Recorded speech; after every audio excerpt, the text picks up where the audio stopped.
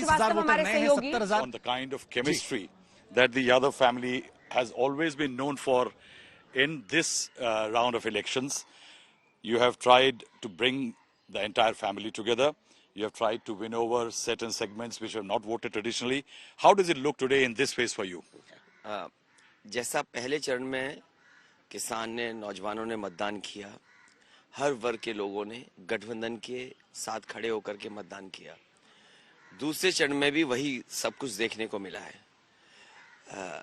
सवाल यह है कि जनता के जवाब भारतीय जनता पार्टी नहीं दे रही। जिन वादों को भारतीय जनता पार्टी ने जनता के बीच में किए थे, वो हर वादा उनका जुमला निकला। और तीसरे चरण का चुनाव वो है जहां पर हमेशा समाजवादी पार्टी जीती थी। हालांकि पिछली बार वो हम लोगों को उतना वोट नहीं मिला पार्टी को जितना मिलना चाहिए था, लेकिन इस बार पूरे के पूरे क्षेत्र में जिस तरीके से देखा है लोगों ने कि उनके साथ अन्याय हुआ, जो विकास की गति थी वो रुक गई है।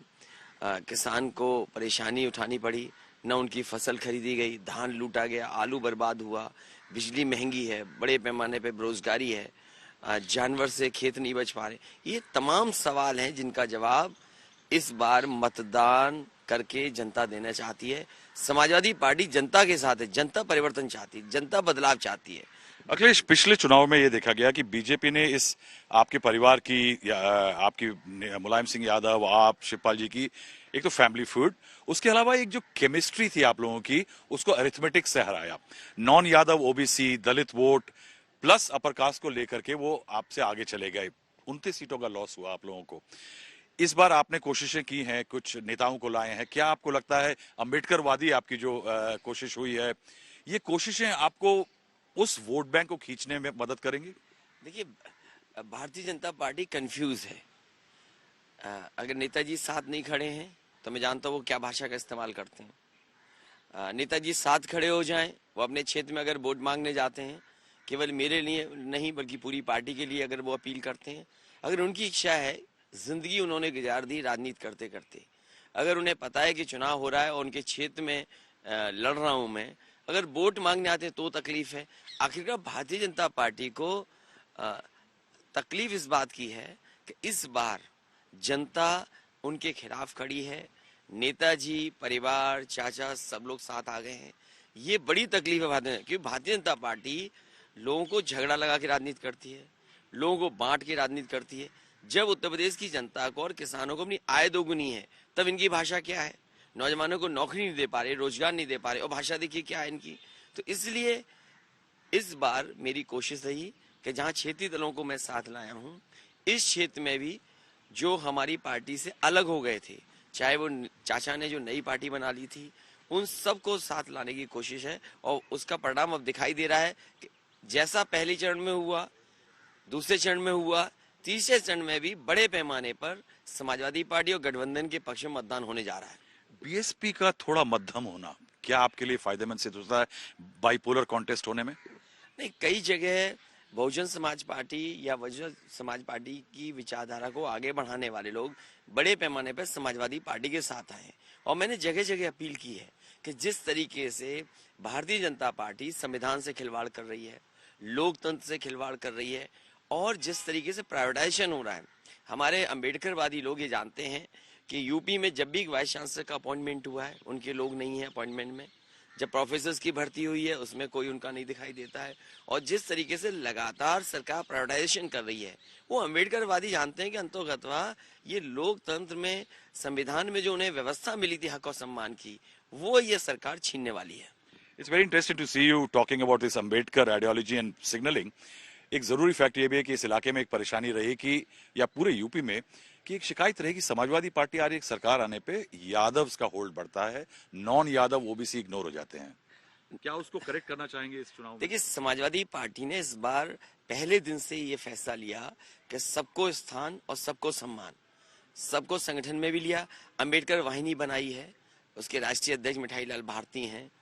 हमारे पास अल्पसंख्यक का प्रकोष्ठ है, वो अलग चीज है, पिछड़ा वर्ग के प्रकोष्ठ लोग हैं। तो कोशिश ये की गई, जो जातियां समाजवादी पार्टी में पहले जुड़ी हुई थी, बीच में कुछ समय के लिए नाराजगी कुछ कारणों की बात हुई, लेकिन इस बार सभी को जोड़ करके साथ लाने का काम किया है संगठन के माध्यम से और समय समय पे उनके बीच में कार्यक्रम करने से।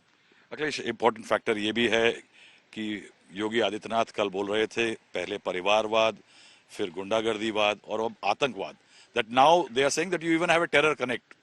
देखिए, जब उनकी भाषा कोई सुनना नहीं चाहता, जो उनकी भाषा है वो क्या भाषा है, क्या शब्दों का इस्तेमाल कर रहे हैं, क्या ये चुनाव जो भाषा जो शब्द इस्तेमाल कर रहे हैं उसका चुनाव है?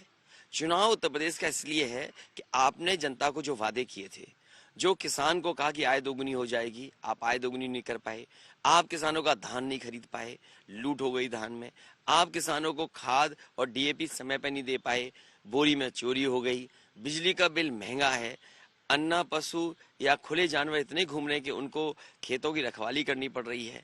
तो ये जो सवाल हैं, इनका जवाब भारतीय जनता पार्टी पे नहीं है। इस डबल इंजन की सरकार में मुख्यमंत्री जी खुद जानते हैं कि अन्याय बड़ा है, उत्पीड़न बड़ा है और साथ ही साथ डबल इंजन की सरकार में अगर कोई चीज डबल हुई है तो वह भ्रष्टाचार और महंगाई डबल हुई है। इसका जवाब उनके पास नहीं है। यानी आप कह रहे हैं कि जो हिंदुत्व और पोलराइजेशन की वेव थी 3 बार, वो खत्म हो चुकी है।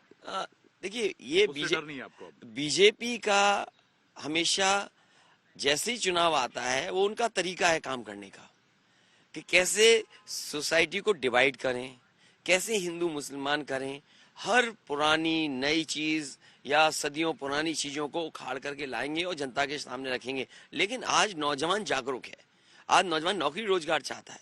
कोविड के समय पे उन्होंने संकट देखा है, परेशानी देखी है कि उन्हें अस्पताल नहीं मिला, दवाई नहीं मिली, बिस्तर नहीं मिला और ऑक्सीजन ही सरकार नहीं दे पाई। आप किसान की मदद नहीं कर रहे हैं, बड़े पैमाने पे नौकरी बेरोजगार घूम रहे हैं। आपने वादा किया था कि हम कारखाने लगाएंगे, इन्वेस्टमेंट मीट की थी, डिफेंस एक्सपो लगाया था। आखिरकार डिफेंस एक्सपो इन्वेस्टमेंट मीट का क्या असर दिखाई दे रहा है? वन डिस्ट्रिक्ट वन प्रोडक्ट की बात कही, क्या आपने एमएसएमईज की मदद की है? तो ये जो इंडस्ट्री को नुकसान पहुंचा, कारोबार, नौकरी नहीं मिली, 11 लाख पद खाली हैं, नौजवान जानते हैं इस बात को। तो बाबा मुख्यमंत्री ये बताए ना कि 11 लाख पद क्यों खाली रह गए 5 साल में? यानी जो लाभार्थी अन्न योजना, जो लॉकडाउन में अन्न मिला, वो उतना बड़ा फैक्टर नहीं बन पाएंगे। जनता ये जानती है कि पहले राशन नवंबर तक था। जनता ये भी जानती है कि मार्च तक राशन कर दिया है। जनता ये भी जान गई है कि दिल्ली के बजट में राशन के लिए कोई इंतजाम नहीं किया गया। और जब प्रदेश सरकार ने कोई इंतजाम बजट में पहले नहीं किया तो आने वाले समय में कैसे देंगे? इसलिए समाजवादी पार्टी ने कहा है कि गरीबों को राशन और उनके पौष्टिक आहार का इंतजाम समाजवादी सरकार में होगा। और जब तक समाजवादी सरकार रहेगी, राशन के साथ साथ उन्हें घी और सरसों तेल भी दिया जाएगा और उनका पौष्टिक आहार कैसे उन्हें मिले, स्वास्थ्य कैसे अच्छा हो, उस दिशा में काम करेंगे। You have to vote for yourself Akhilesh.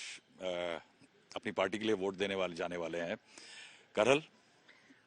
करेल यानी जो आपके खिलाफ खड़े हुए हैं वो एक समय आपके साथ खड़े हुआ करते थे। नहीं, उनका तो कोई भरोसा नहीं है। वो तो जहां जाना चाहेंगे वहां चले जाएंगे। उन्हें स्वार्थ जहां दिखाई देगा, कभी समाजवादी पार्टी में थे, कभी बसपा में थे, आज बीजेपी में है। कल कहाँ होंगे? कल हो सकता है बसपा में हो, कल हो सकता है समाजवादी पार्टी में आ जाए। उनका क्या है? वो तो केवल यहाँ किसी दिल्ली वाले बड़े नेता ने उन्हें कहा कि जाओ करहल में कुछ माहौल बनाओ, वो माहौल बनाने आए थे। वो तो दावा ये कर रहे थे पाल लोगों के गांव में जाकर के, कि पाल लोगों, मैं लॉ मिनिस्टर बन गया हूं, देखना आप आने वाले समय में चीफ जस्टिस आपका होगा, सुप्रीम कोर्ट में जजेस आपके होंगे, आपके हाई कोर्ट में जजेस होंगे। कमाल के न्याय मंत्री हैं। क्या ये मंत्री अपनी बिरादरी के जज बना सकते हैं? क्या अपनी बिरादरी के सुप्रीम कोर्ट में जज बन जाएगा इनके कहने से? क्या हाई कोर्ट में जज बन जाएगा? कमाल के लोग हैं, दिल्ली के हैं, बड़े नेता ने भेजा है, भारतीय जनता पार्टी के जैसे लोग आए और गांव में ये समझा रहे हैं कि जज बनाएंगे हम आपको। सफाई में आप कितनी बार अब वोट दे चुके हैं? जब से मैं समझता हूँ, जब से चुनाव देख रहा हूँ मैं और जब से स्कूल पास किया हूँ मैं, जब चुनाव हुआ तब मैंने वोट डाला है। क्रिटिकल वोट है इस बार, आपको लगता है आपके लिए, पार्टी के लिए और आपके करियर के लिए? देखिए, वोट और लोकतंत्र में और वोट का पढ़ना, मैं तो अपील करता हूँ कि ज्यादा से ज्यादा वोट पड़े, जिससे हमारा लोकतंत्र और बलवान हो और मजबूत हो। लोगों को बाहर निकल के ज्यादा से ज्यादा वोट डालना चाहिए। और क्रिटिकल तो नहीं कहूंगा, इस बार साइकिल की रफ्तार बहुत तेज है।